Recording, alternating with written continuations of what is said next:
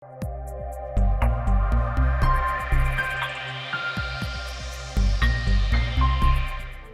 kasih, nama berdoa untuk kami semua.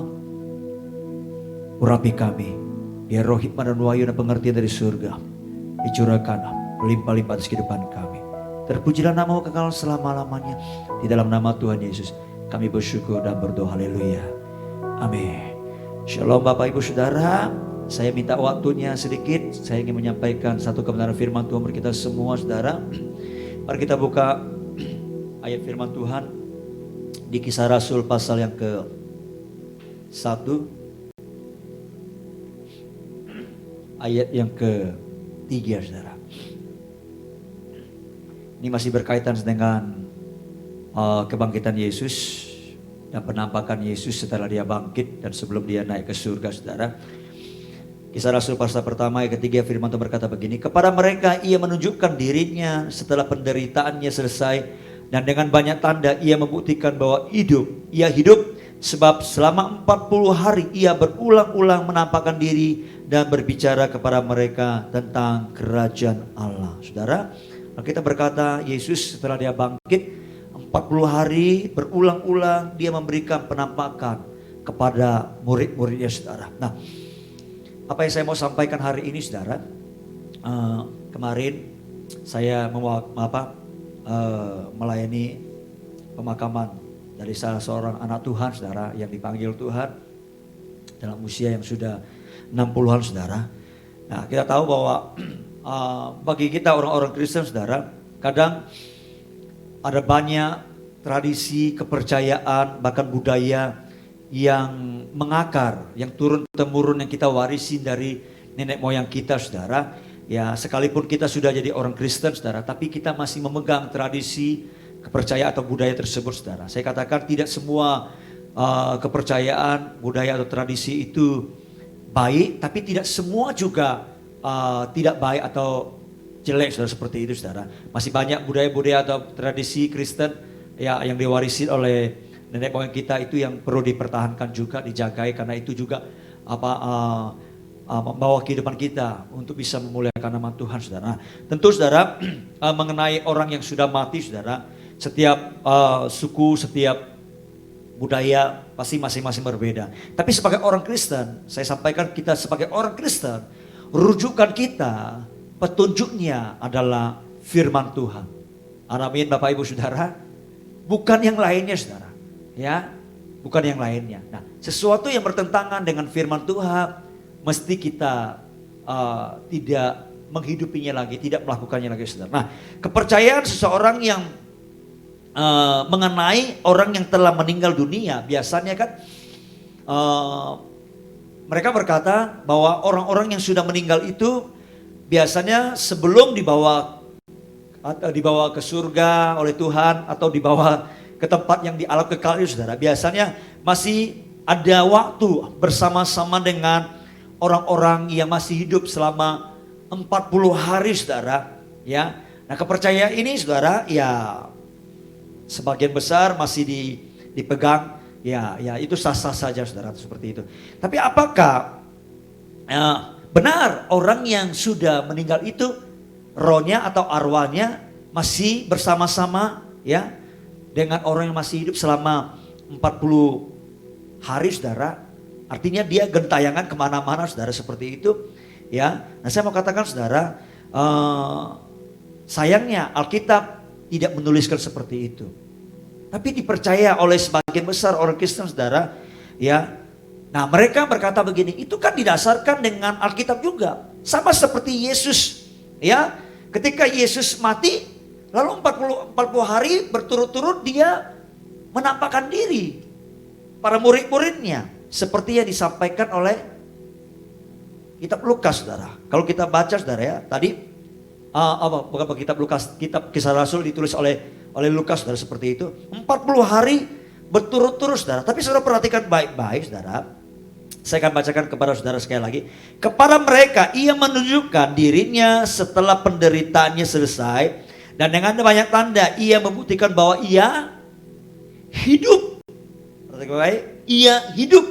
Sebab selama 40 hari ia berulang-ulang menampakkan diri dan berbicara kepada mereka tentang kerajaan Allah. Nah, keyakinan sebagai besar orang Kristen yang masih percaya bahwa manusia ketika mati, dia masih bersama-sama dengan kita yang masih hidup selama 40 hari, ya, dan itu didasarkan dengan tulisan Kisah Rasul ini seperti yang Yesus alami, ya. Tapi saya mau katakan saudara, ya, kalau kita baca, kalau kita pelajari dengan sungguh-sungguh, maka kita ketemukan kebenarannya. Apa yang dipercaya selama ini itu tidak benar, saudara. Ya, perhatikan baik, saudara. Ya, saya akan bacakan Lukas 4 ayat yang ke-37, saudara. Ya, Lukas 4 ayat 37. Mereka terkejut, ini waktu Yesus bangkit, ya. Dan takut dan menyangka bahwa mereka melihat hantu. Ya, terus tetapi ia berkata kepada mereka, mengapa kamu terkejut dan apa sebabnya timbul keraguan-raguan di dalam hati kamu? Lihatlah tanganku dan kakiku, aku sendirilah ini, rabalah aku dan lihatlah, karena hantu tidak ada daging dan tulang seperti yang kamu lihat padaku. Saudara, ya, ingat Yesus ketika dia menampakkan diri berulang-ulang, saudara, bukan hanya roh, ya, dalam wujud roh, tapi juga dengan daging, ya. Dan itu berulang-ulang, saudara. Maka dikatakan dia bisa makan. Tapi kepercayaan kita kan, kita berkata nanti setelah dia dikuburkan, kemudian nanti 3 hari dia bisa pulang ke rumah, lalu dia bisa ke belakang, bunyi-bunyian, kadang ada bunyi piring, bunyi mangkok, bunyi kuali atau apa, ada yang lagi masak, lagi ambil apa untuk dimakan seperti itu, saudara. Tapi dengarkan baik-baik, kalau seperti itu hantu. Sebab Yesus berkata, ya, kalau itu dia pulang, sungguh-sungguh dia berarti sama seperti Yesus harusnya. Bukan hanya roh, tapi ada dagingnya. Berarti dia bisa disentuh. Kalau bukan disentuh, berarti itu bukan. Itu hantu, itu pasti setan. Itu pasti roh jahat, saudara. Dan itu tidak sesuai dengan konteks Alkitab, saudara. Seperti itu. Lalu yang kedua, saudara. Ya, kalau kita baca benar-benar, ya, maka keyakinan untuk yang menyatakan bahwa Yesus itu bangkit, ingat, dia bangkit itu karena dia hidup. Tapi yang kepercayaan kita adalah, ya, kebanyakan kan mereka yang berkata pulang menampakkan diri itu kan belum hidup, dia nggak hidup kembali, dia masih mati dikubur. Kalau dia benar-benar bangkit dan hidup kembali, coba cek besok di kuburnya masih ada dia nggak? Kalau ada berarti bukan dia. Karena Yesus kan kalau dia menampakkan diri, memperlihatkan, ya, kepada murid-muridnya dengan tulang dan daging yang bisa disentuh. Ya, kuburnya kosong. Jadi saya berharap, saudara, ya, kepercayaan yang tidak benar ini, saudara, perlu kita tinggalkan. Ingat, ketika orang sudah meninggal, dia tidak ada berhubungan lagi dengan orang hidup. Ya.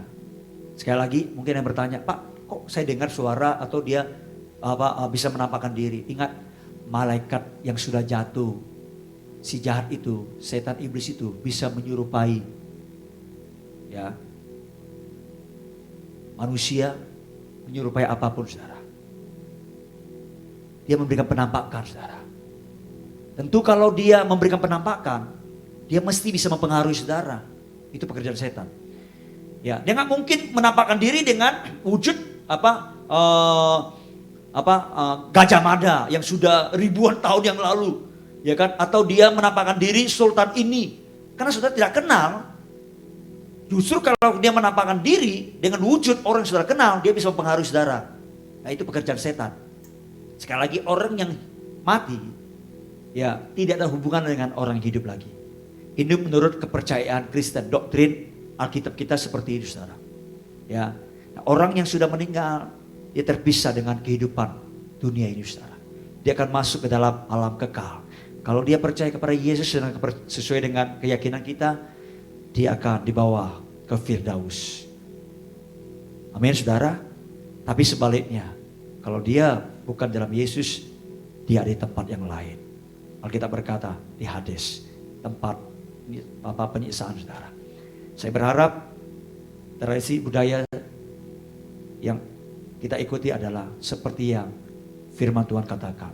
Mungkin beberapa saudara mungkin keberatan, tapi biar kebenaran ini membukakan mata hati saudara, mencelikkan mata rohani saudara untuk bisa melihat. Amin.